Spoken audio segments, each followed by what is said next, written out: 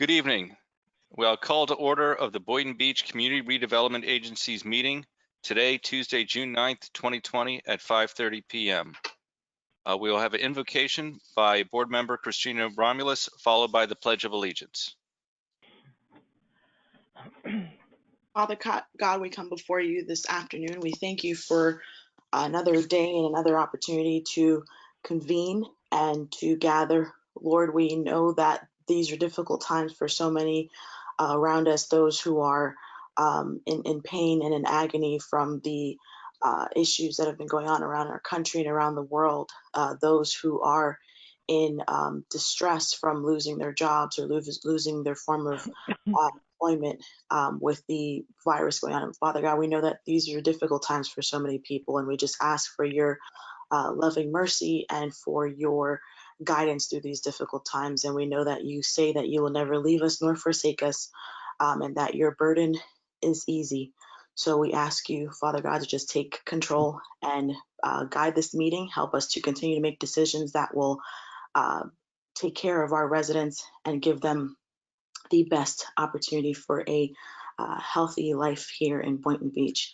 It is in your name that we pray. Amen. Amen. All right. I pledge allegiance to the flag of the United States of America and to the republic for which it stands, one nation, under God, indivisible, with liberty and justice for all. Thank you. May I have a roll call, please? Chairman Stephen Grant. Present. Vice Chair Ty Penserga. Present. Board Member Justin Katz. Here. Board Member Woodrow L. Hay. Here. Board Member Christina Romulus. Present. We have a quorum. Thank you. Mayor Grant, if I may provide my information about how to participate. I'll be providing assistance during today's meeting, and as we get started, I'd like to review the housekeeping rules so that the public audience knows how to participate. Your microphones have been muted to reduce background noise during this public meeting. There will be specific times during the meeting when members of the public can ask questions and provide feedback. The first way is by typing their question into the questions section at the bottom of the GoToWebinar interface. Those items will be read into the record by a meeting organizer at the appropriate time. Please be sure to include your name for the record. The second way is by using the GoToWebinar interface and by clicking on the raise hand option. A meeting organizer will announce the speaker and unmute their audio, at which time the speaker should state their name for the record. Before speaking, please take steps to minimize any sources of background noise and speak clearly into your device during your allotted time. I'll now turn control back over to Board Chair Stephen Grant, who will be presiding over today's meeting. Thank you, John. Thank you. We will now move on to agenda approval. Any additions, deletions, or corrections to the agenda? Hearing none, may I have a motion to approve as stated? So moved. Second. All those in favor state so by saying aye. Aye. Aye. Aye. Any opposed? Hearing none, motion passes unanimously. Anything from legal? Any updates from Tallahassee or anything like that regarding executive orders?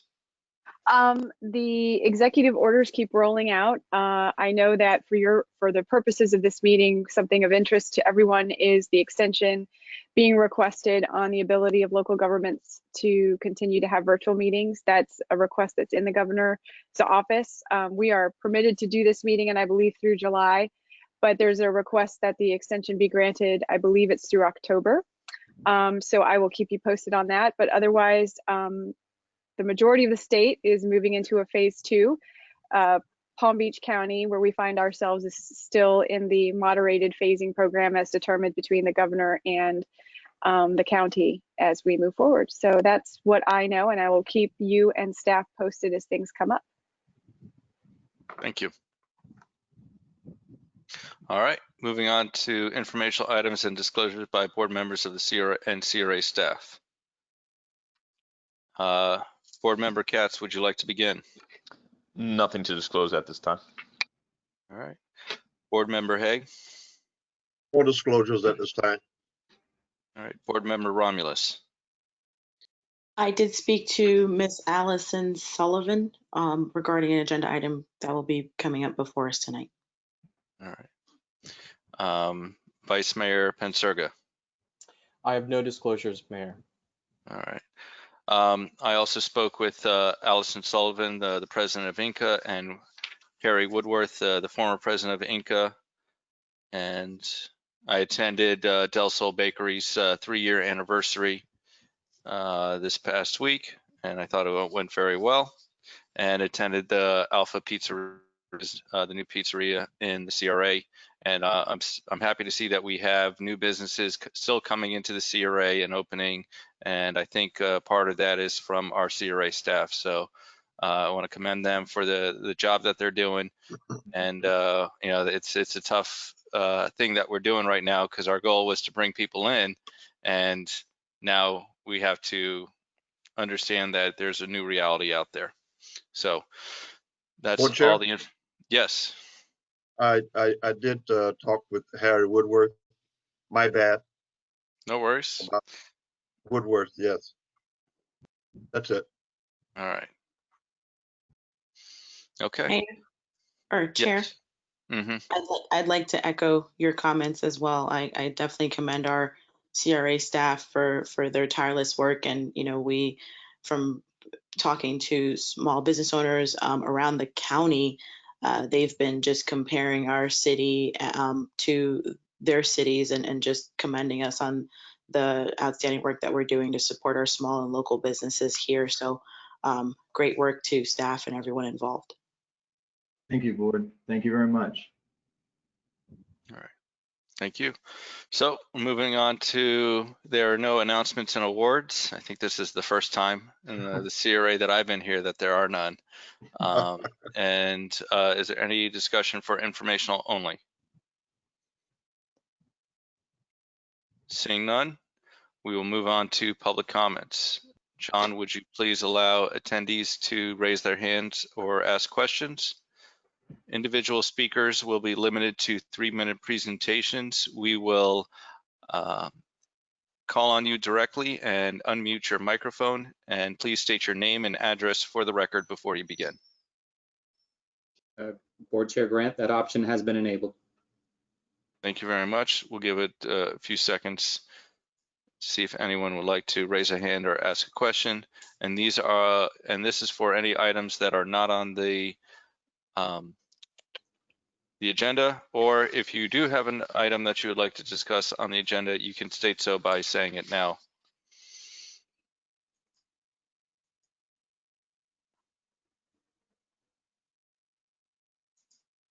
All right. Yeah, there are no raised hands or no, oh, there is a question now been posted. All right, so I think it's the asker is Allison Sullivan. I think Harry might be trying to speak. Based upon his comments, it was through for the item regarding Inca, so we'll give him another second to see if he's able to log in. And if not,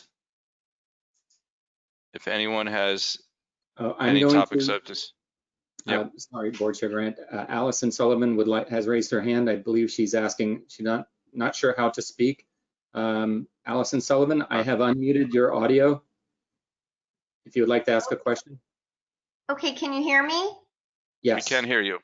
Okay, great. So I thought Harry was going to be the speaker, but maybe not.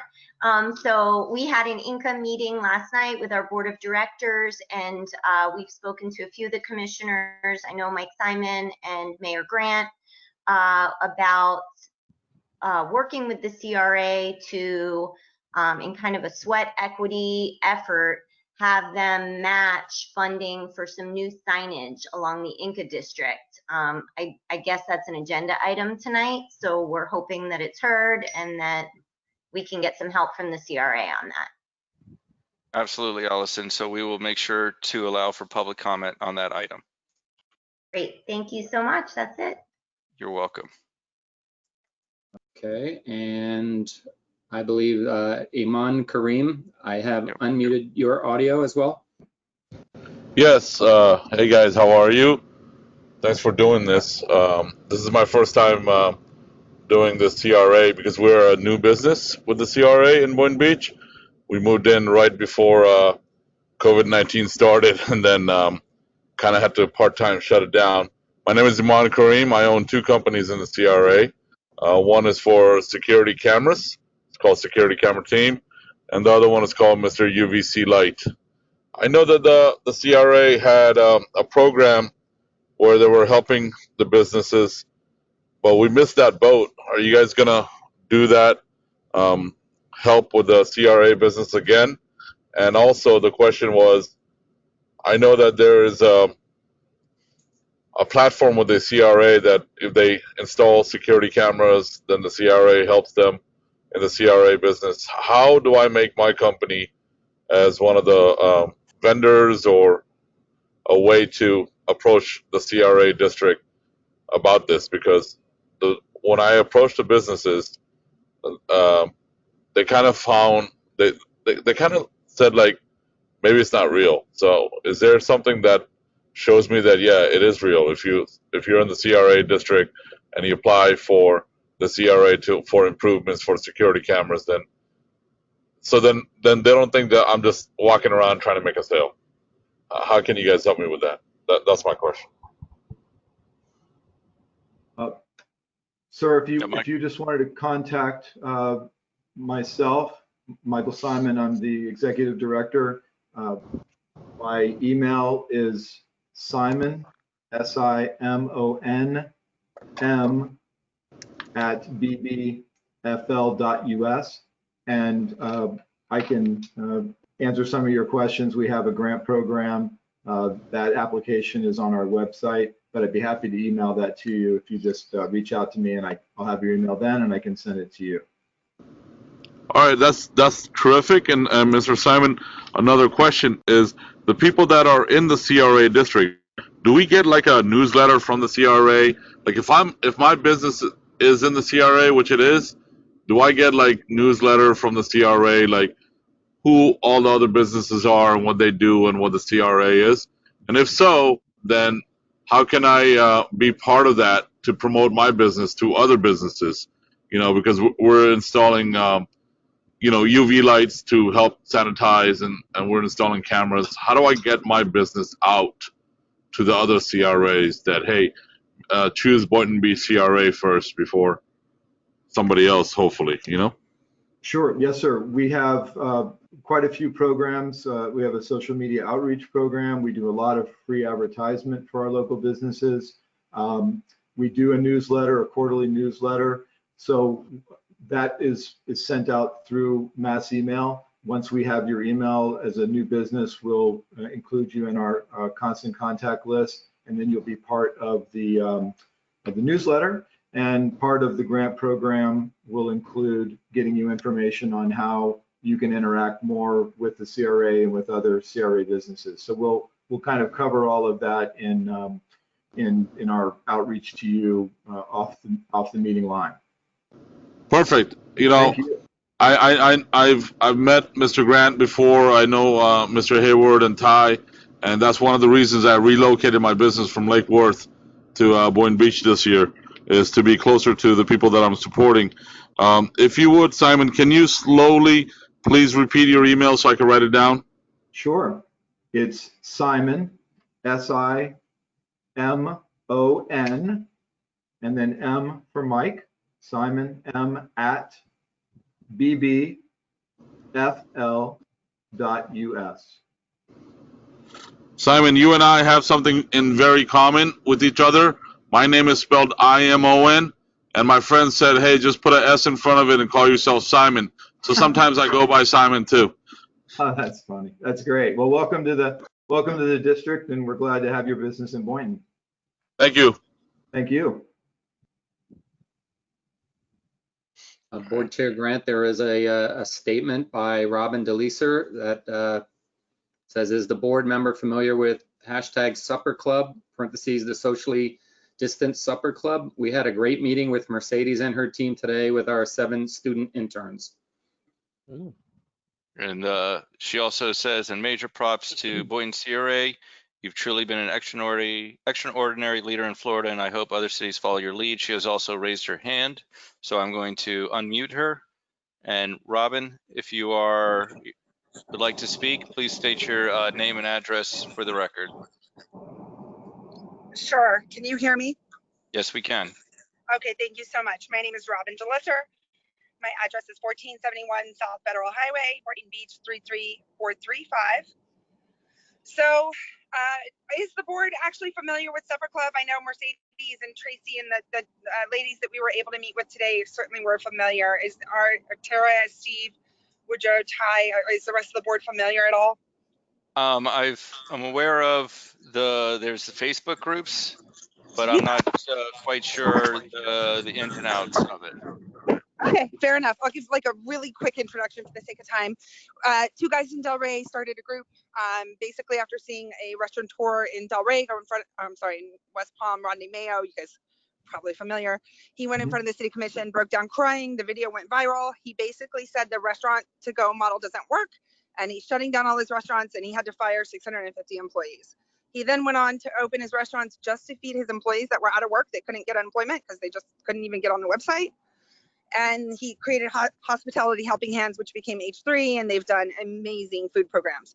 That video was kind of the catalyst for many of us that started the Supper Club. It's actually the socially distanced Supper Club. It started in Delray, and then it spread to many other cities. It's actually gone so far as to go to many cities around the country, but it got about 45,000 members like within a few weeks just here in South Florida.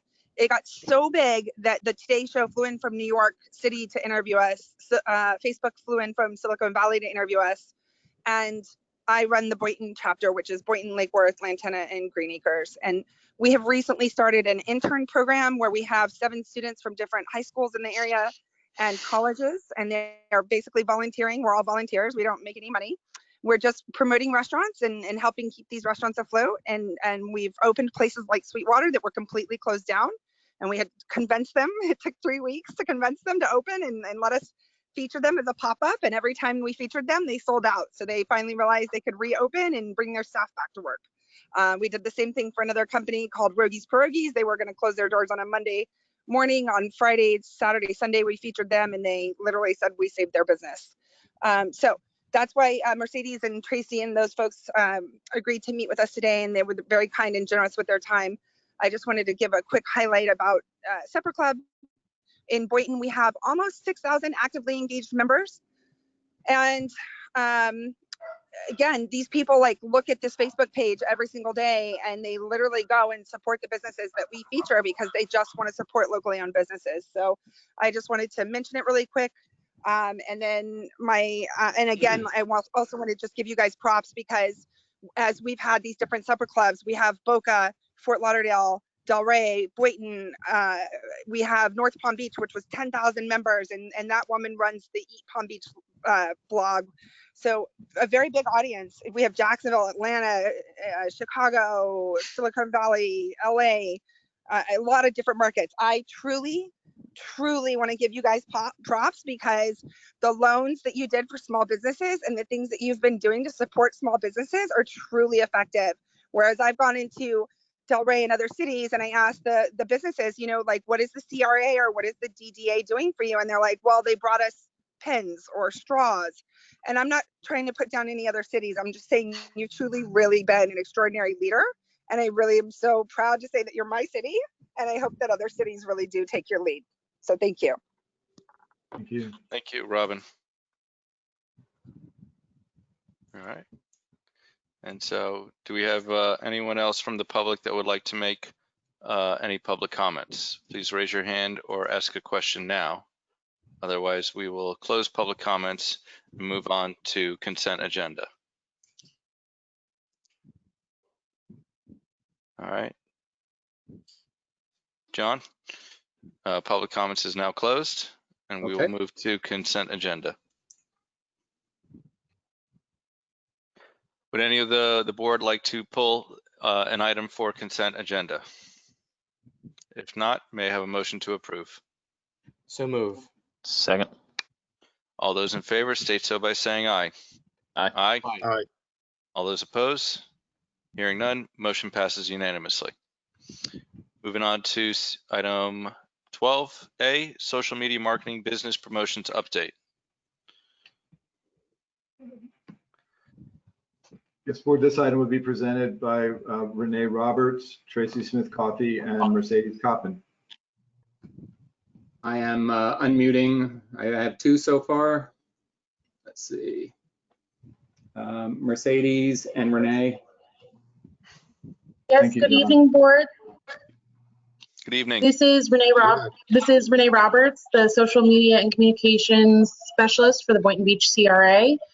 I'm going to be speaking first. We kind of worked on all these initiatives as a team, so we wanted to present it as a team. But just as a quick overview, the SMOP program has been assisting in sharing business openings, closings, change of hours, takeout, and delivery options throughout, all of this COVID. But particularly, we wanted to highlight a new campaign that just wrapped up, our Carry Out and Carry On campaign. This business promotional social media campaign promoted restaurants located within the Boynton Beach CRA area, and it ran for 8 weeks.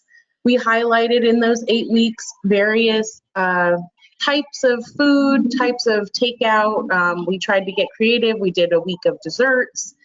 And we encouraged people to visit the local businesses, but also to tag their favorites to get more energy going around what was open, to get some more exposure for our businesses.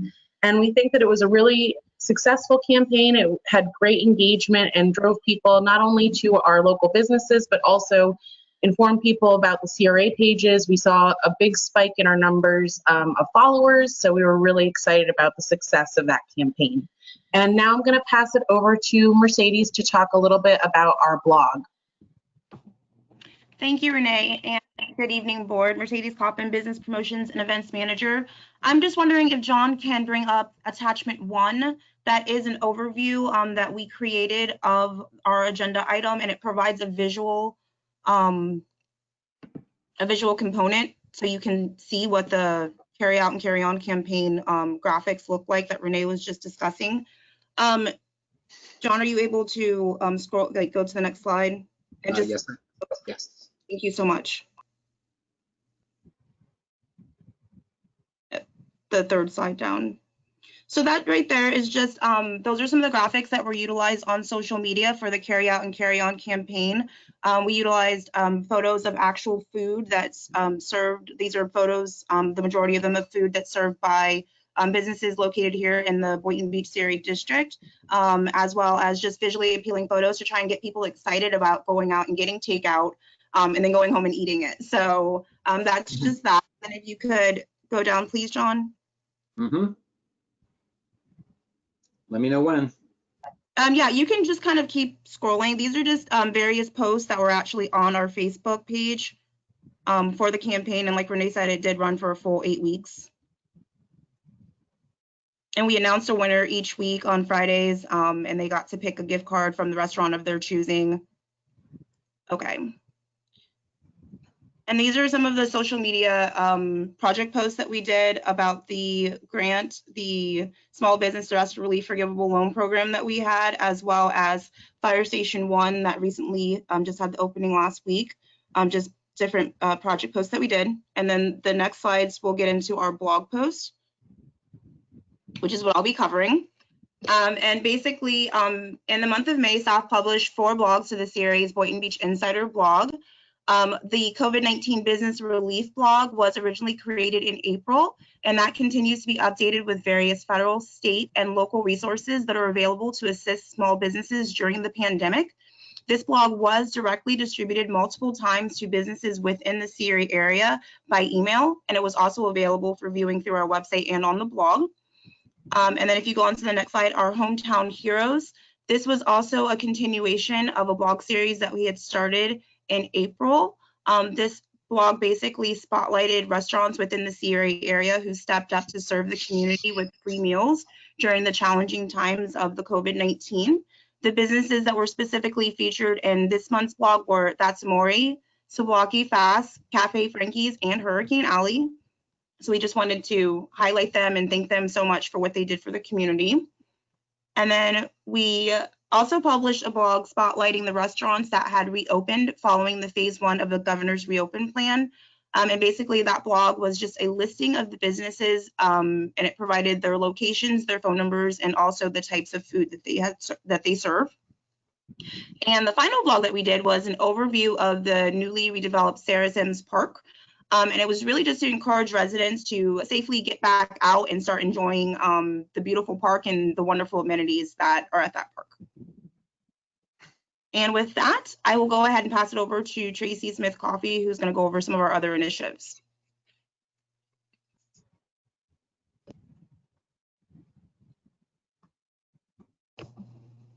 Tracy, are you there? Good evening, board. Can you hear me? Yes, we can. Yes. Okay, sorry about that. Okay, so on the next slide over, we have to go back to the overview. Oh, okay. Okay, so it's the final, all the way, keep going, right there. So this upcoming campaign, the 3rd week of June, CRA staff will launch a social media marketing campaign like a local that will promote and market restaurants, marina businesses, retail and service businesses located in the CRA area. The campaign will assist businesses with informing the public that they are open and operating, and will encourage social media followers to come to Boynton Beach and experience life like a local. Do you have any questions? Any questions from the board? All right, hearing none. Thank you so much. Our next item. You're welcome. Thank you. Our next item is 12B, CRA's COVID-19 commercial rent reimbursement 6-month extension recap.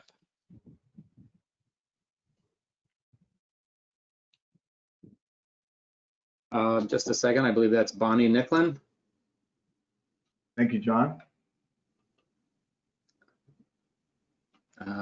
Bonnie's a panelist. She should be unmuted automatically, or she is unmuted now.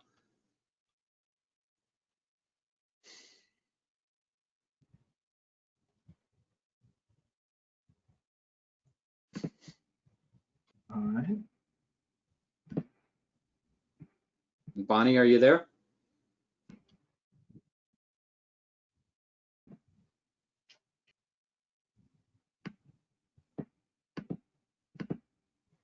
Well, board, I'm happy to take over for Bonnie. I know that this has been a project that we had listed additional assistance from both Mercedes Coppin and Renee Roberts to help with the processing of these rent reimbursement extensions and reactivations. The board approved at the April 21st meeting providing our existing rent reimbursement grantees an additional 6 months of financial assistance. And then the board also granted an opportunity for businesses that had been approved within the last 5 years for that program to also connect with the CRA and kind of reenact or reconnect their initial grants for another 6 months. And out of the 23 businesses that are currently under our active rent reimbursement recipients, all have been notified that they'll be given a 6-month extension.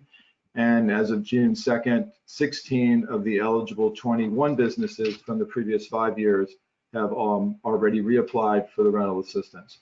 So I just want to thank Bonnie and Renee and Mercedes for just an outstanding job, and the board for the support of these businesses. Here's another 44 businesses that you'll be able to help through the extension of their grant, and it's just fabulous that you decided to reactivate those businesses that had received the assistance over the last 5 years. This is a total for both combined for our active commercial rent reimbursement grant recipients, a total of $156,481. And there is a total amount available for the additional 21 businesses of $192,000. And those two combined give you the total for your rent reimbursement. If you have any questions. Any questions or comments from the board? Yeah, I just like to thank the CRA board for allowing our past businesses, just so that they, finally got themselves established, and so they're able to continue through the summer season, and we look forward to great things this winter. Thank you. Very good thinking. Our next is the CRA Economic and Business Development Grant Program update. Good evening, board. Can you hear me now? We can hear you. Did you have to switch to the phone? Yes, I'm sorry. I'm not sure what happened. Yes, I'm here. Bonnie Nicklin, Administrative Services and Grant Manager. This item is a recap of the Economic Development Grant Program. We currently have $154,818 left in this fiscal year for new applications. We don't have any new grant businesses on this month's agenda. However, within the past few weeks, I have met with several new businesses who have signed leases. So it is exciting to see that there's still activity and businesses are still looking to grow and expand or relocate to Boynton Beach. And I hope to present those applications in the next coming months. You can also see the view. You can also view the list of the new BTRs issued by the city to CRA district businesses on the agenda cover. And then lastly, I just want to take the opportunity to give a shout out to Tokyo Ramen. They are a grant recipient located in One Boynton Plaza at the corner of Federal and Woolbright. And they just opened the past couple weeks, and they are a Japanese ramen eatery. And I've heard nothing but great things, and we're just so excited that we have them in the district. They're a wonderful addition to the Plaza community. So go check them out if you're looking for some ramen. All right. Thank you. Very good. All right. Is there any other comments from the board before we move on to the next item? All right. Moving on to item 12D, Ocean Breeze East Affordable Multifamily Rental Apartment Project Update. Yes, board. We just, again, as we do monthly, we wanted to provide you with photo updates of the progress that's being made at the Ocean Breeze East multifamily apartment complex. This is an affordable rental apartment complex funded through the Florida Housing Finance Corporation's 9% low-income housing tax credit program owned by Centennial Management Corp. We do have on our cover, and we have supplied that obviously through public accessibility, the email and phone number for those that are interested in finding out more information. They can contact the management, the owner management company at obreeze@centennialmanagementmgt.com.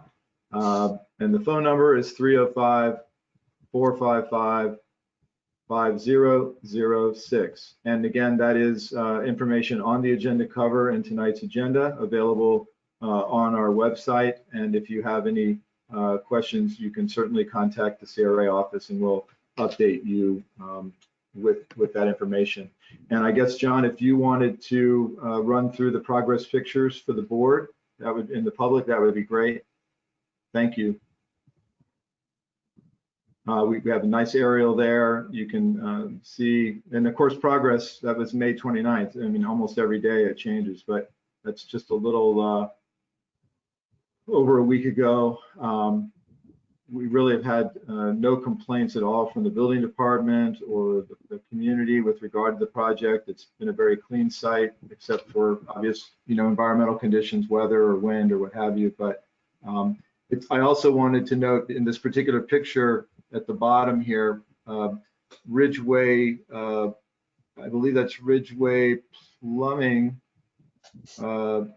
is doing the plumbing for the project, and Sur Electric is the electrical contractor.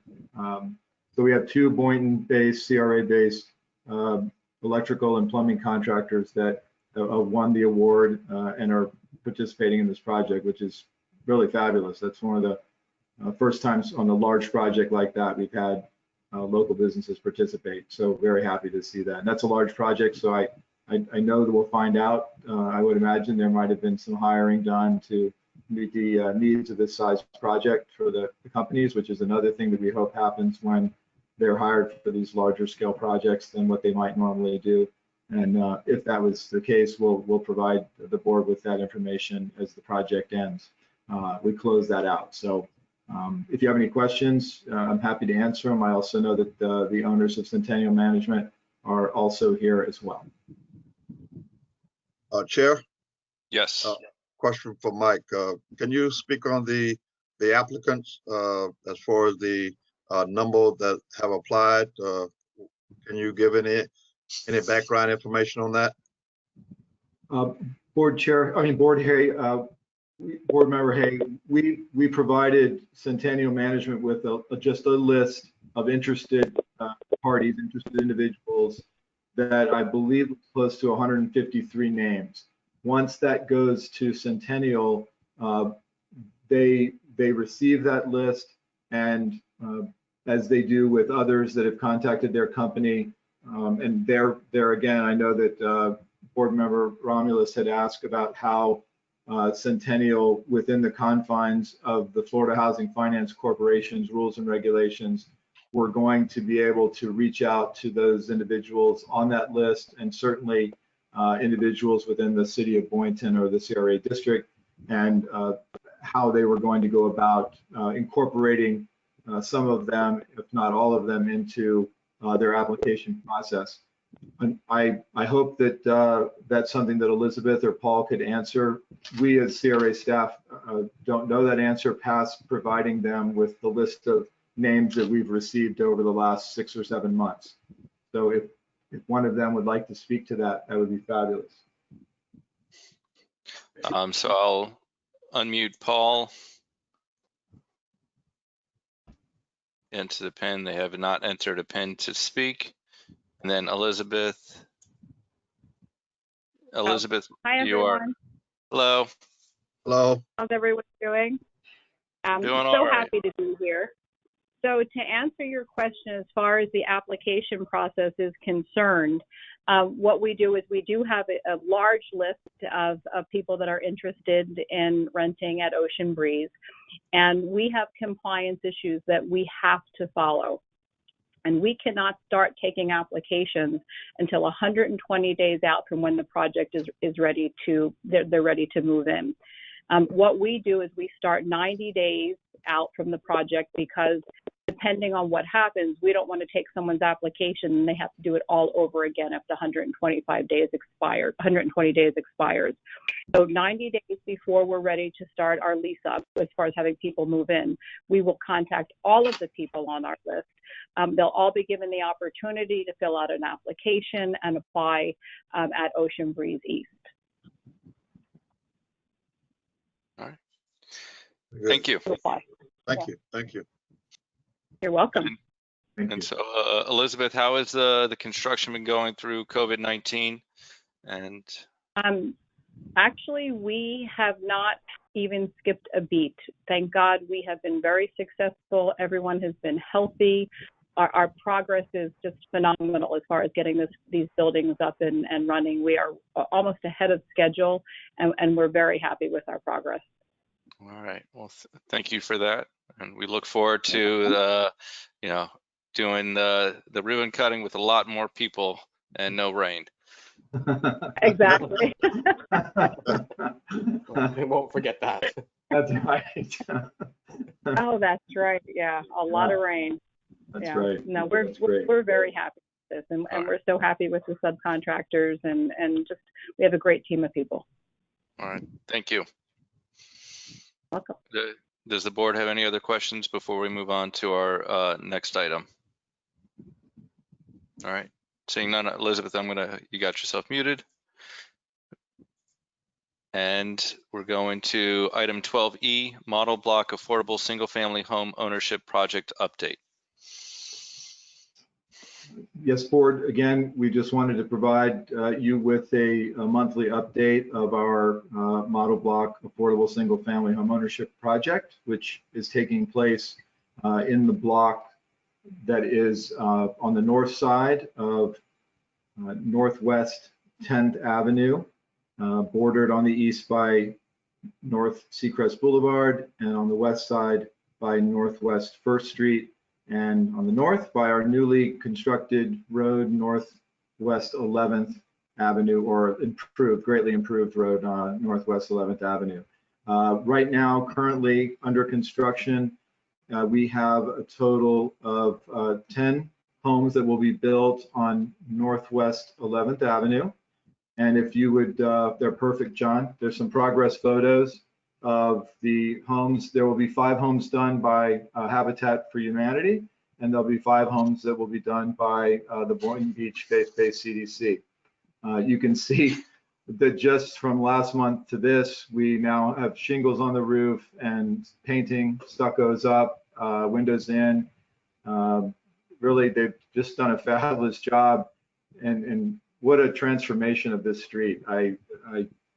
This has been a project that has been a very long undertaking from both the city back to, in 2005 and 6, and then the CRA got involved to help with acquisition shortly thereafter, and 2008, 9, 10, and 11, and here we are in 2020, getting these doors and windows on, and people moved in. So road was completed with a partnership project with the city, and we'll continue to update you on these homes, as I'm sure also any type of ribbon cutting and housewarming. As you know, the CDC and Habitat are very involved in that process when these homes are completed, and they celebrate, as they should, the home ownership that's about to take place. So you will be involved in that as we move forward as well. So thank you again for your support, and you'd be very proud of the project, and it's been just a transformation of that block. That's really fabulous. All right, thank you. Any questions or comments from the board? Seeing none, we're moving on to item 14A, CRA's Small Business Disaster Relief Forgivable Loan Program Update. Good evening again, board. Bonnie Nicklin, Administrative Services and Grant Manager. This item is a recap of the program that was created in response to the COVID-19 pandemic as a way to provide financial relief to the small businesses. On April 22nd, the board allocated $500,000 in the form of a forgivable loan for up to $10,000 for small businesses located in the CRA area. By May 5th, the CRA received over 101 applications and dispersed the $500,000 to the first 50 complete applications. At the May 12th meeting, the CRA board allocated an additional $500,000 for program funding and instructed staff to work with the pending applications as a first priority. By May 21st, an additional 27 loan checks were dispersed to that group of applications, and we began accepting new applications on May 18th for the remainder of the funding. Within 24 hours, we received an additional 30 applications. As of June 4th, $1 million in program funding has been distributed to a total of 101 businesses, ranging from restaurants, professional offices, florists, bakeries, hair salons, industrial uses, and retail. A full list of recipients has been provided as attachment 3. There are 3 pending applications that staff was unable to move forward with due to the depletion of program funding, should the board choose to provide additional funding. Overall, we just want to thank the board for creating and supporting this program. It's really incredible what we were able to accomplish as an agency, and the appreciation from the businesses is deeply felt. I attached many of their heartfelt thanks in the public comment log, so I hope you had a chance to read them. And I'm here for any questions. All right. Board, if I may, Yes. I just wanted to give a special thanks to you, the board, and also to Bonnie Nicklin.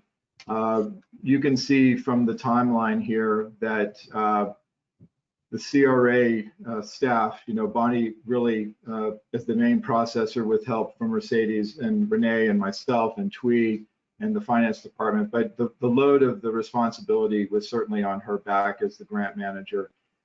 Within really two separate, it's in the total of about 30 days, but in two separate issuances, which were about less than a 10-day period each, we're processing, 100 applications, loan applications, and getting those processed and checked and reviewed, and then on to finance and handing checks out through the doorway to these folks. I can't thank her and Mercedes and Renee enough for their time. We worked through a weekend on this. Everybody pitched in. We were emailing documents and meeting on Zoom calls constantly to keep each other abreast of what we were doing and to make sure that all of those applicants that were, these were time-sensitive applications, all done by date stamp and time, to keep order and try to get additional documents without having people fall out. And I'm just so proud of them, and I'm proud of the board for taking this on and setting a precedent really within CRAs around the state and ultimately really the country. So thanks to staff and thanks to you for your support. Thank you. Welcome. And does the board have any comments before we move on? I do. Yes. I want to just again reiterate my gratitude to the executive director, Mike Simon, and Bonnie, along with every other staff member who probably just put aside, different titles this past few weeks and just got to work and really got everything done. You guys are outstanding. And like I said, as we go through this, you guys have really set the precedent for what it means to really be here for the community, have a government really be there for their people in the time of need. So, just kudos, and I wish I could clap. It probably will sound awkward if we do it on the Zoom chat. You gonna do jazz hands? Great job, everybody. Yeah, right. Clap. Yes, great job. And board, there's also a list of all the businesses that received, assistance. So all of those are listed if you'd like to see those at some point yourself. So thank you. Yes. Thank you. All right. And yes, Thank you, board member Ramos. I was speaking with our executive director today, and it's kind of like trying to determine the economic impact of this $1 million that it has on the CRA. And one of the things that I, relay in my mind is what happened with the Great Recession of 2009, when businesses went out, housing and commercial and real estate prices just went down. And so we were able to help stop, businesses from going under, landlords not able to pay the mortgages, getting foreclosed. And I feel that this is what's going to help keep our CRA's property values and the desirability for the future up. So thank you again for the board to move forward. And that's it for me. Is there any further comments from the board before we move on to our next item? Hearing none, we're going to move to item 14B, MLK Junior Boulevard Corridor Commercial Redevelopment and Affordable Multifamily Rental Apartment Project Update. Thank you, board. We wanted to present this item to you as an update from both Centennial management and staff as to the progress that's been made since the award of funding from the Florida Housing Finance Corporation's 9% low-income housing tax credit funding program. That's the same program that funded our Ocean Breeze East multifamily apartment complex under the same developer owner, Centennial Management. They also are doing our MLK Boulevard corridor redevelopment project as well. We have been meeting with Centennial, and Centennial's been meeting with their architect and with city staff and CRA staff to continue before site plan. You're familiar with the application process of site plan. We're trying to make the most of the site plan to attempt to draw in additional units that might end up being over and above the 124 that they were approved for, if that is possible with the space and the configuration of the structures as they were presented to you. We feel like there might be an opportunity to gain even a couple units, if not somewhere between 5 and 10 would be ideal at this point. We have some items that we'd like assistance from the board to direct staff and legal. As you remember at last month's meeting, the board approved offering financial assistance for the acquisition of either or both of the privately held properties that are within the site plan or the site of the corridor redevelopment project. And Centennial was successful in putting one of those lots under contract, which is the small lot, if you remember, in the parking lot that abuts northeast 9th Avenue.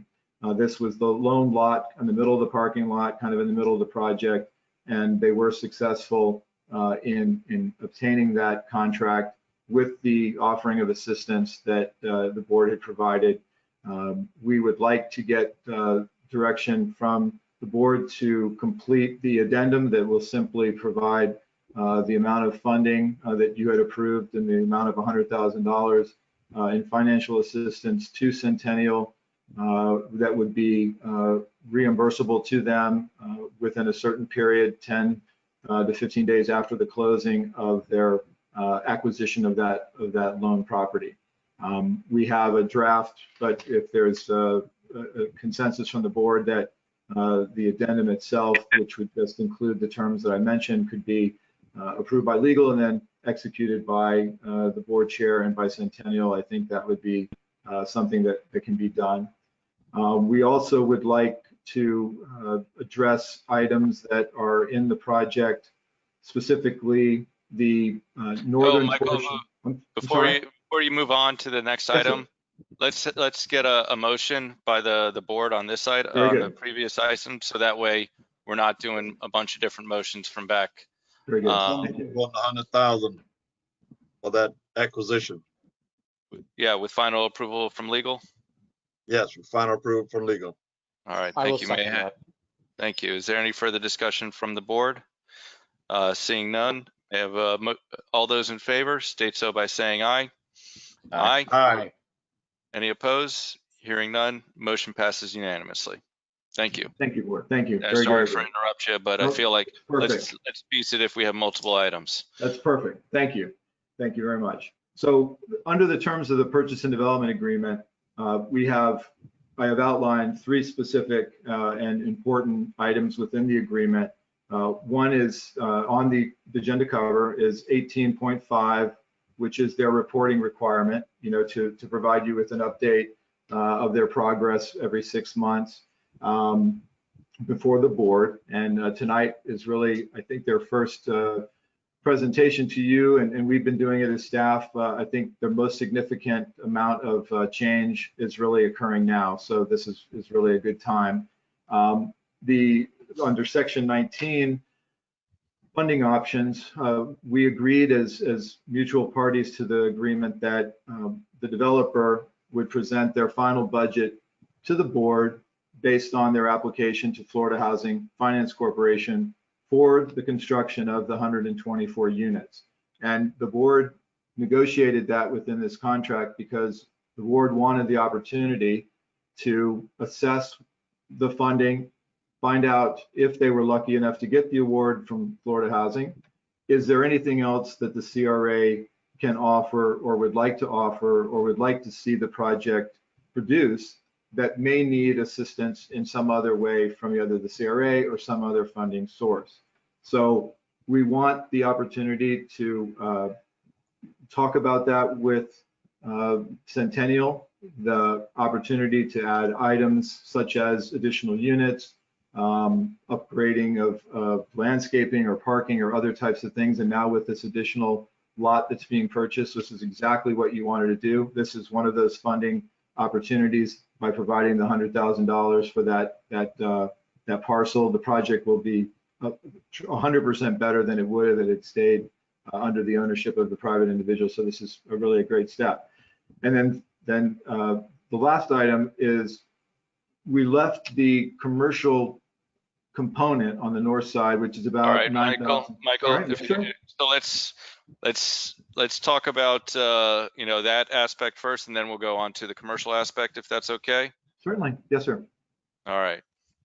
And so I'd like, you know, with the board's discretion, do we want to have Centennial speak to us a little bit about what their thoughts are first of what to do with the new parcel, and then we can add our own ideas, or do we want to put our ideas first?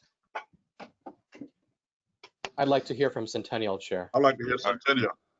All right. So Elizabeth, are you there? Yeah, I'm here, and Paul is also here with me. All right. And basically, the purchase of this additional parcel really just lends itself to more parking, better parking, and really nothing else based on the layout of the current community. It just gives us more parking. We had looked into the possibility of building taller buildings. If that had been an option, then we would have possibly been able to put in a few more units, but we're capped at where we're at based on the zoning in place. So it'll be hard to add any units. I understand. And John, yes, Mike. I was just going to say, if we could bring up attachment 1, it might provide the board a relevant vision of the discussion. Thank you. Sorry to interrupt.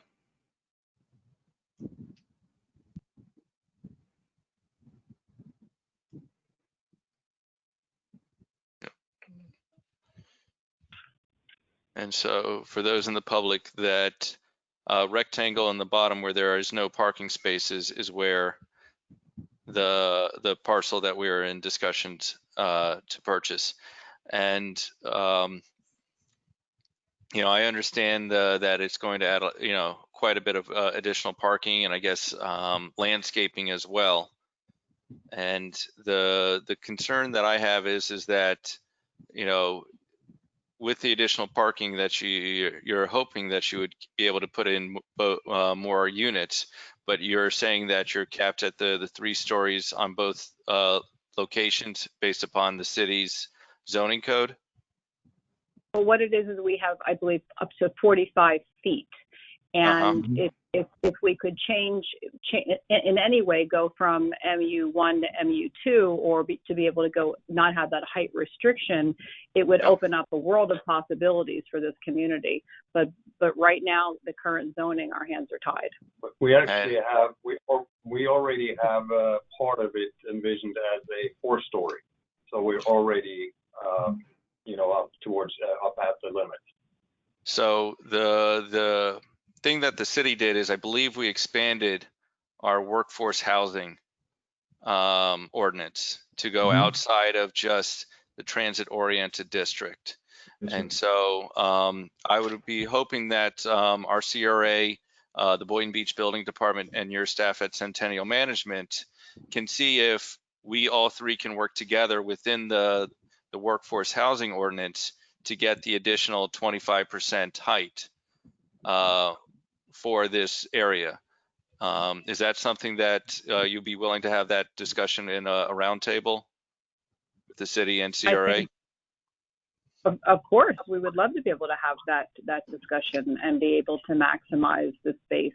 And if we were able to go up taller stories and reconfigure, we would be able to add beautiful green space on the back sides of both of the buildings, which would have more of like a playground park-like setting in the back of the buildings, which would be absolutely beautiful for the children and families that are living there and not have to be just on the street. All right, perfect. And so were you aware of our workforce housing ordinance before? I don't know. Okay. I don't remember that, so I don't know. So, I can't answer. We've dealt directly with zoning in terms of getting our information about the total building height, and that did not come up when we talked to the zoning department. All right, so yeah, that I don't necessarily know what the city's zoning department will say regarding our workforce housing ordinance, but I know I would like to, you know, to do what we can to make sure that we can make this a grand project. And I know the tax incremental funding, You know, the CRA already has the 1.5 million in the MLK corridor. I think that we want to work together to make this the project that Martin Luther King Jr. Boulevard deserves in the city of Boynton Beach. And so I'm sorry. I can tell you from my communication with the zoning department, and I don't want to speak for them, but they are extremely supportive of this community and this project. And I would feel that they would want to do everything they can within their power to see this be just as successful. And I feel that maybe they feel their hands are tied based on, you know, what the current zoning is in place. But I think all of us would be happy to work together to make those changes. All right, perfect. Just keeping in mind with the funding sources we have and the restrictions that are put upon us as far as timeline. Any changes to what we have in the current plans would have to happen immediately for us to be able to fit it into the credit underwriting schedule. Okay, and so that's kind of where we'll hopefully, Mike, you can reach out to our building department tomorrow and just get an overview of what the changes for our workforce housing ordinance has occurred, and to see if this applies. And but you know, regardless, you know, if it doesn't work out, I'm so pleased that you were able to purchase that that unit on Northeast 9th Avenue, and hopefully we can make you know, work with our community partners for some great things regarding additional units, if possible. Very exciting. Well, we're extremely excited, and we can't wait to jump into this one. I think it'll be just as fabulous as our Ocean Breeze community, and I think this with the retail component, I think we're going to really make some big changes in Boynton Beach. And thank you again for the opportunity to do so. Our pleasure. And now, is there anyone from the board that has any other comments regarding my comments for additional units in the Wells Landing project? All right, here are none. Michael, you want to go to the third phase, the commercial? Yes, sir.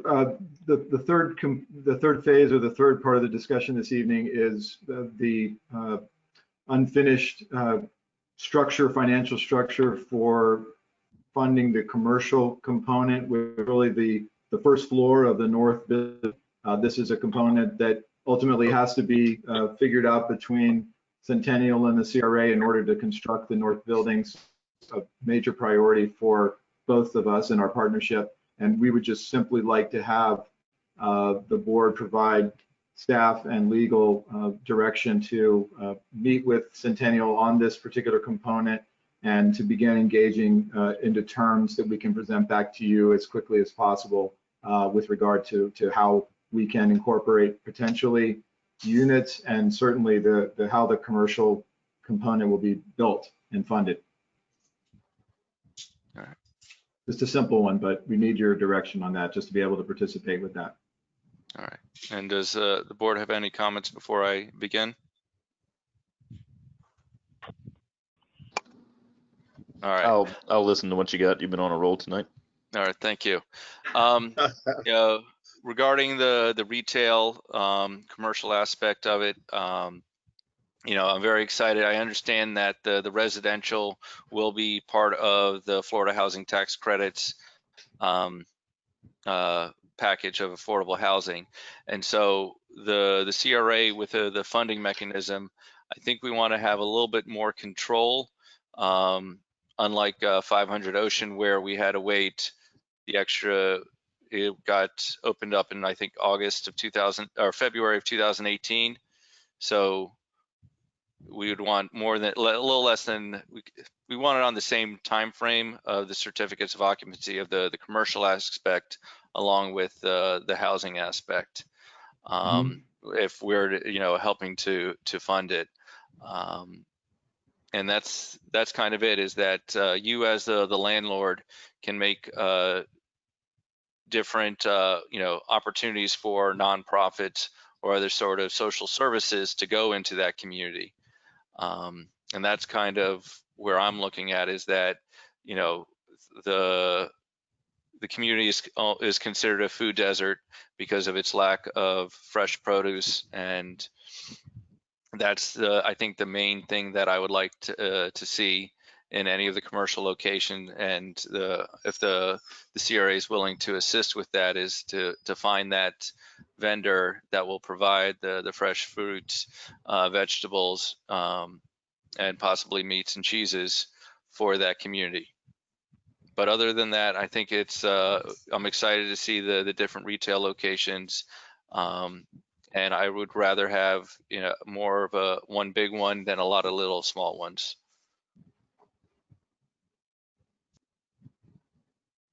So I can support that. Thank you. And so I direct CRA staff with consensus of the board to try to focus on a grocery store to provide fresh food at that location, whether they work with a nonprofit or not.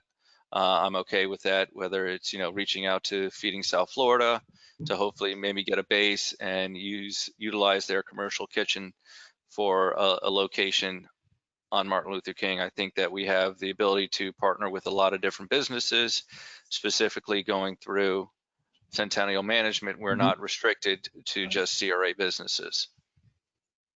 That's fabulous. Yes, sir. So we got a second from Board Member Katz. Can I get another board member to echo the consensus? I agree. Thank you. Same here. I agree. I agree. All right, Elizabeth. Thank you. Is there any questions you have for us regarding the commercial component? I don't think so at this time. All right. Thank you. Thank you. All right. And is there anything else, Michael, for the item 14B? No, sir. I know exactly where to go, and we'll get it back to you as quickly as we can, both for Centennial and for the CRA board. And Michael, if you have, if you need a direction from the board before the next meeting, could you reach out to us regarding any sort of information that you get from the city or Yes, Centennial? Sir. Yes, sir, I will. I'll keep you all posted individually. All right, thank you. Thank you. One question for Michael. The Bell property, is there any possibility of looking at that again, and the property just to the west of that? Well, Board Member Hay, the property to the west, the previous Family Dollar, is still for sale. So it is still an option for both Centennial and or the CRA to look at, or a completely different entity. So we're always throwing that in around between parties and brainstorming and trying to work with the owner as well. I don't think that really ever stops.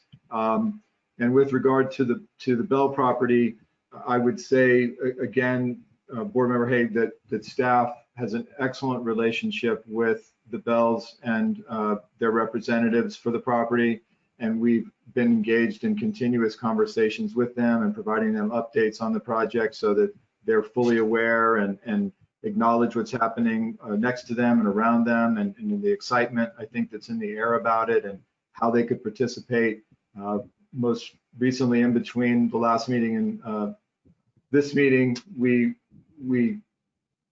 again let them know the project is being discussed in site plan type of ways, and is there any interest in coming to the table and talking about either participating as a rehab or in participating as a for sale or some type of engagement between the two parties. And the response, at least the last time, was we think it's a great project, but that we're not interested in doing anything at the present time. So I think that there's just an open line of communication, honestly, between myself, Teresa, and Octavia Bell. I believe that she feels that she can call us at any time if there's some change or if they have interested in questions or anything like that. So I feel confident that if something had changed, we would know about it, and we want to help them any way we can to better their business and to be part of the project. we're excited to do that. Actually, we're just trying to come up with a way to do it, how to help them and how they can participate to make a contribution to the project as well. Okay, thank you. You bet. Thank you. And then I know there's also some residential units to the east of that. Yes. Yes, sir. And so I guess I'd also ask the commission, or I'm sorry, the board for the same offer that we made last meeting for any of the properties east as well. Maybe it's not going to add units, but it would help with the landscaping and any other possible commercial aspect of it. Yes, sir. So do you, Tara, do we need another motion to extend our offer from to help Centennial purchase any additional units? I think you can, at this point, since it's not a particular, there's nothing in front of you, I think giving consensus to staff to continue to work and support them in that and bring back any opportunities is sufficient. All right. Okay. And so I think we have consensus. Is that correct? That's correct by me. All right. Support it. All right. Thank you. All right. And last, any final comments for MLK before we move on to item 15A? Hearing none. Item 15A, consideration of Intercoastal Neighborhood Community Association's request for CRA funding for entrance signage. Yes, board, as was discussed during the public comment, we received a letter written from Allison Sullivan, the president of INCA, expressing their desire to request funding to assist them in the, I guess, replacement, if you will, of a total of 6 signs in various locations within the boundary of their neighborhood organization, which is essentially along the Federal Highway corridor. I believe it is north of Boynton Beach Boulevard, but I know Allison can speak directly to that. We also have a map as one of the attachments. They estimate the project when their bids somewhere between $1,600 and $3,000 with the estimates that they have. And as the board is aware, we do not currently have a program in place or funding in place for such a request. And I believe that the options we've given the board under farther down on the cover really give you kind of 3 directions. I'm sure there's more, but essentially the 3 directions. If you would like to entertain or deny, we can go through those after the INCA has made their presentation to you. Okay. So Allison, are you there? I'm here, and I'm going to kind of wing it because Harry was going to present to you, but for some reason he's having difficulty getting into the meeting. He emailed me, so he, I guess, trusts that I'm capable of winging it. So essentially, we had a board meeting tonight. We've been talking about this for quite a while. We got some quotes that I submitted to the CRA board, and I guess this is before me, but initially when the signs were installed back in the 90s, there was a partnership with the CRA and the residents to get the signs manufactured and installed. I think some of the funding came from the residents, and I think the CRA may have matched them. I haven't verified that, I haven't fact checked that, but that's what I've been told. So we were kind of hoping that since these signs are quite old and they're wood and it's Florida and the elements have kind of decayed and made them look really unsightly. Some of them there was a pelican sticking out of the top of them and a lot of, I don't know who, but have removed the pelican. So they're looking pretty rough. Some are laying in the ground. We would like to get new signs. We thought this would be a great opportunity for the CRA and INCA to kind of partner on something. So in our board meeting last night, we discussed asking the CRA if they would match dollar for dollar what we could come up with as a group or organization of our individual. INCA, as you know, or as you may or may not know, is a whole bunch of neighborhoods east of Federal Highway. This specifically is Mangrove Walk, Yachtsman's Cove, and Harbor Estates. So we would request funding from residents based on what our quotes are, and then ask the CRA to match that. We think It would be a great addition of federal highways beautification, add value to the neighborhoods, increase property values, and just be a great thing to put a CRA stamp on and an Inca stamp on, that we kind of work together to do this beautification project for the federal highway corridor. That's essentially it. Thank you. Do you mind if I start, board? So I think this is a wonderful idea. Part of the CRA's comprehensive plan is to enhance signage. The fact that it is a residential association of Inca, I think that doesn't dismiss the fact that we will add value to the CRA for all of those homes that tax incremental funding goes into the CRA's budget. And so the aspect that I see is that it should not just go solely to Inca, that we should be able to offer this to all the associations, whether they're condo or single family. So, for the South, Sterling Village, Seagate, Colonial Club, Snug Harbor, just to name the top few off of my head, to give them that opportunity to enhance not just wood signs, but possibly electrified signs with lighting. And so what I would ask the CRA board for tonight is to approve the 50% match out of our miscellaneous fund for Inca's signage with the 50% payable after the approval, or with 25% paid after the approval of the city's sign according to our sign ordinance, and then the remaining 25% after the sign is completely installed. Board Chair? Yeah. I concur with you 110%. I think this is just the beginning of trying to make our two entrances on the federal highway look much better on the north end as well as on the southern end. We definitely need improvements. And I think the fact that we got a group that's willing to match, it shows their strong interest in making that happen. And if there's any way that we can do that, I certainly support the idea of the CRA with the matching program to make that happen.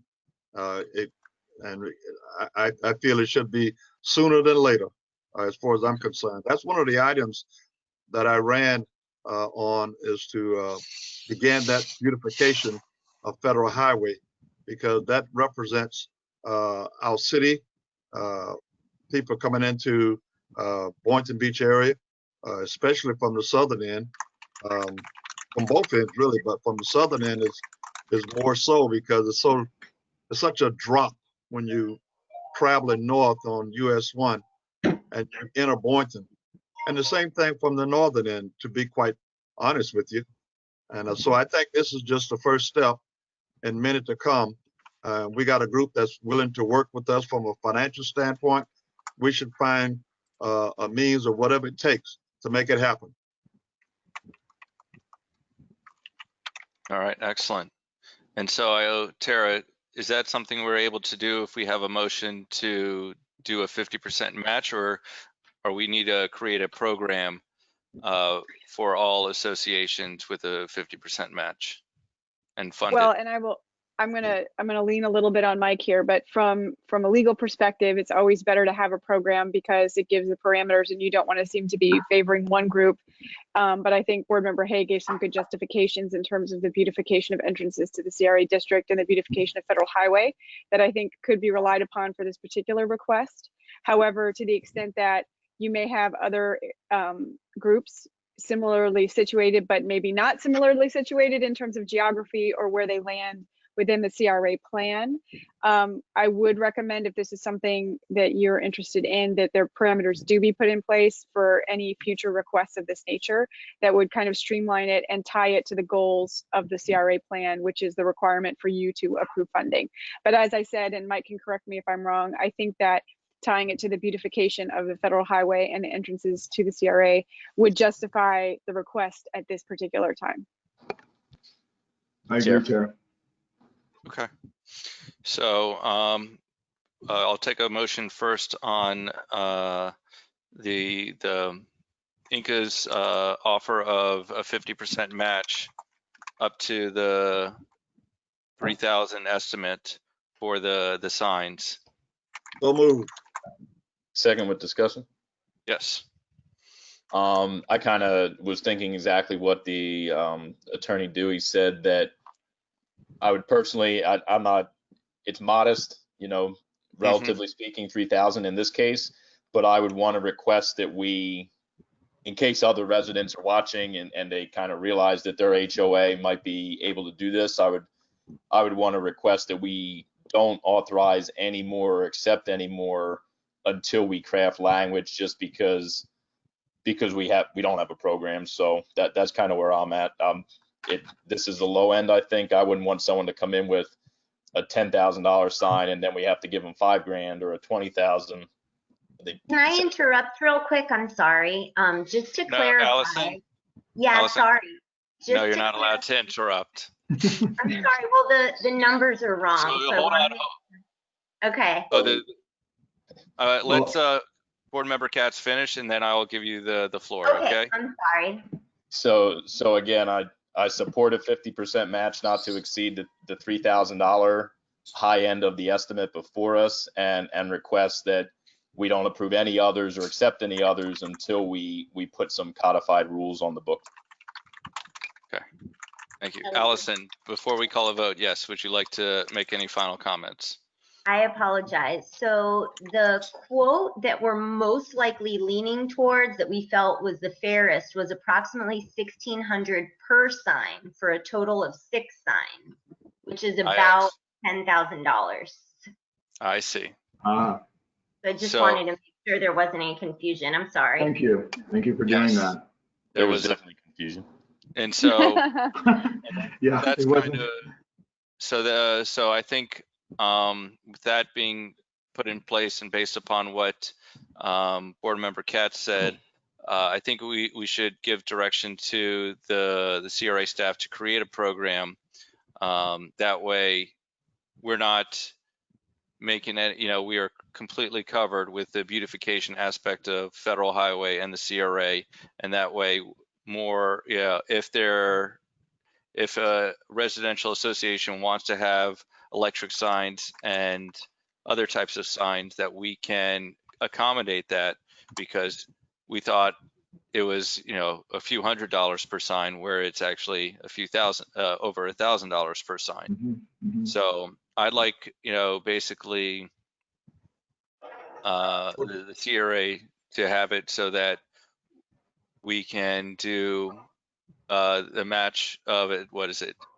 3,000, so that if the sign is that we do not spend more than, was it $1,500 per sign, is what I guess the original one, or do we want to have it more for electrified signs? Well, Board, I mean, let's just use this example. I know there was also an email from Camelucci, and it was a little hard to decipher whether it was all or just per sign, because it was a very higher number, right? So if you are looking to light, to provide the opportunity for a community to add a lighted sign to their entrance, I would think that it would be considerably higher than obviously a $1,600 or a $3,000 sign. So, if it looks like, if you're going to get into this, that I think a $5,000 cap is more likely a match, at least a 50% wise. It doesn't have to be 50%. It could be 3,000 max, and that's all the association gets, regardless of how many or what type of sign. But I think going lower than that, you're not going to really be able to help much. And if you want this elaborate, this beautification type of a thing, you're going to need to invest a little bit more. The other thing I'd like to suggest that you provide direction to us on, I think in a situation where we have matching grant as we do with our other programs. We do it on a reimbursement basis, or we're the last money in. So I appreciate that you had thought of the 25 and 25 on the CRA side, but I would prefer that our money, if we aren't reimbursing, that our money is provided as the final money when the project is complete and the city signed off, and then we could provide our funding, or at reimbursement when that exact same thing happens. If we provide money on the front end before the project's started or finished, I just would not like us to be vulnerable to a project that's half completed. So I think the safer bet is for us to come in on the back. That was just a point of clarification for us as staff. Yeah, I understand that, and you know, if it was a business, it'd be one thing, but I think it's because with the sign, it is in the 2 stages of design and approval from the city, and then construction. So that is where I feel that, you know, this is, you know, we're not talking huge numbers for the city, for the CRA to make the investment before this completion of the sign to help fund the construction of it. And so I think the best thing for the CRA to do now is to give directions to our executive director to come back with a program for residential association beautification of signage. Board Chair? Yeah. Mike, how long do you feel it would take you to come back with a program? Could you be ready for the next meeting? I think so. I think so. I mean, we'll make it as simple as we possibly can, and really, there's no reason for us to get involved in more than we need to, except from a funding standpoint. But I guess back to my thought on the 50%, Board Chair, my feeling is if there's a match and the association has 50% and we have 50%, if they use their 50% to start the project and we use our 50% to finish it, that was where I was headed. I don't know if I explained that as best I could. I'm sorry, that maybe is clearer. Yeah, I was assuming that you're asking for us to reimburse it, but if you're saying that the association can prove they spent the 2,500 and then they need an additional 2,500. Yes, sir. Then we can move forward with that. Right. We would give our money at that point. Yes, sir. That's great. Thank you. All right. Okay. So I'll ask Board Member Hay if you want to remove your motion, and so we can have a program for all associations and determine a funding balance of the CRA's line item. Yes, I will remove that motion. All right.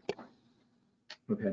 I'll offer that substitute motion to direct CRA staff to develop a program. I'll second that. All right, thank you. And is there any further discussion from the board? And Allison, I'll ask you before we go, if that seems fair to you and Inca. It seems extremely fair. Thank you, and I appreciate you considering this. I also just wanted to say that this isn't all of Inca. This is just 3 neighborhoods within Inca. So, and we're not looking for any electricity or anything fancy like that. This was really just a replacement of sign, and we actually considered not going with wood because it lasts some sort of composite that's lifetime warranty or something, so that, and less expensive. So yeah, so we're being real, but I appreciate it and thank you. And I guess I'll be attending the next meeting to hear more about the program. All right, thank you. All right. Okay, seeing no more further discussion, all those in favor state so by saying aye. Aye. Aye. Any opposed? Hearing none, motion passes unanimously. And I want to thank you again, Allison, for the idea and moving it forward, and Michael for putting it on our new business. Thank you. Chair. All right. Yes. I was trying to get your attention. Just wanted to comment that as we roll out this program, my request to both Director Mike Simon and to Allison would be to just catalog and document this as well as possible. That way it can serve as a pilot and a template for other communities, and we can see, you know, the good and bad of how this may work.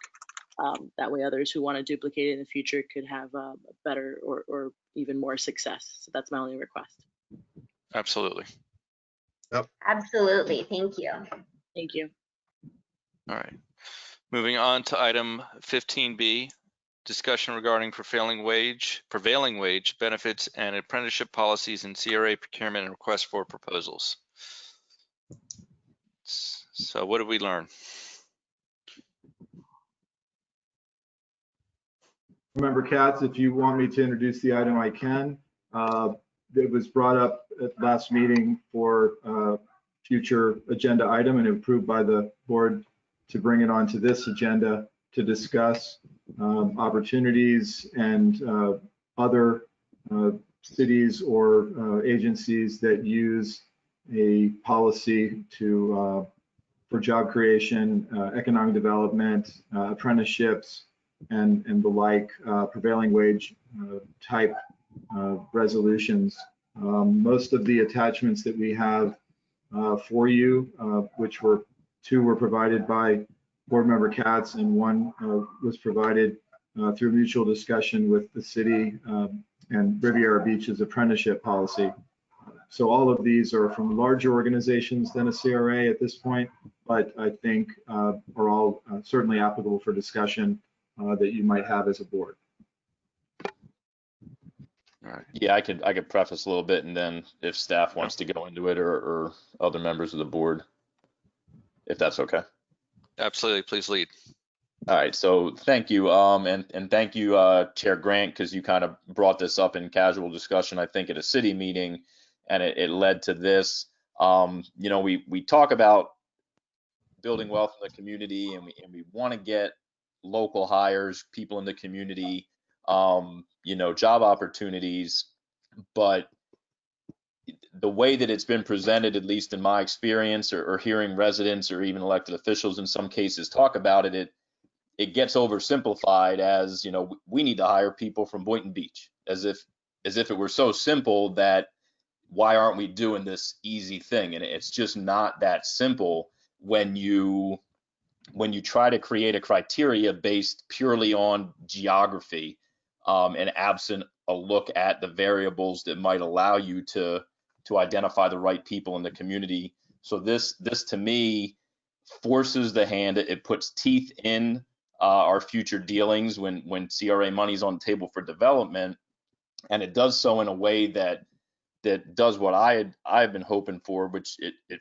fosters training and it fosters education so that we get dividends on this investment in the community. We're not just helping somebody get a job, and then when the project is over, they have no job and they have no skills.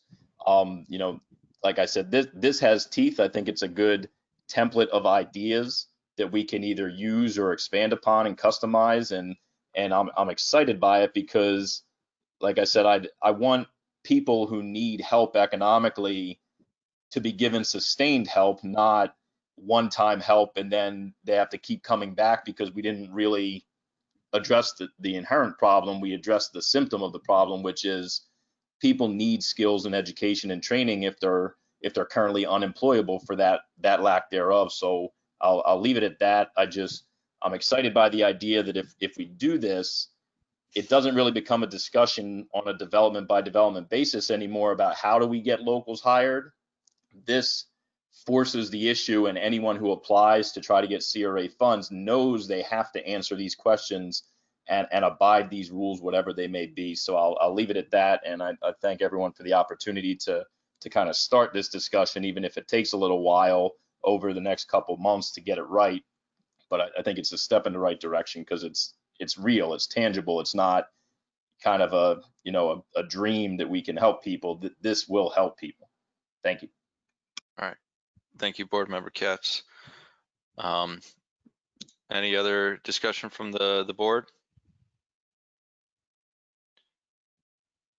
Well, I do feel it's a good idea because for too long we've been always behind the eight ball as far as trying to get qualified people in the community to work. And then when we do find them, there's something missing. So this way they can know what's required up front and get themselves prepared, because there certainly will be projects coming down the pike that they could be in line, have all their ducks in a row and ready to go, if I'm understanding what Board Member Katz is saying. And that I concur with. It should be something that we should have had in place was long time ago, but it is a first step, and we can adjust as we go down the road. So I'm for it for what I hear thus far. All right. And I'd like to echo moving forward, and so I kind of want to give directions to our Mike Simon to give us our options available for this out of the three different policies and resolutions for the CRA to adopt, so that, you know, if we want to take one from, you know, St. Lucie and not take something from Riviera Beach, we understand the compare and contrast of the different options available.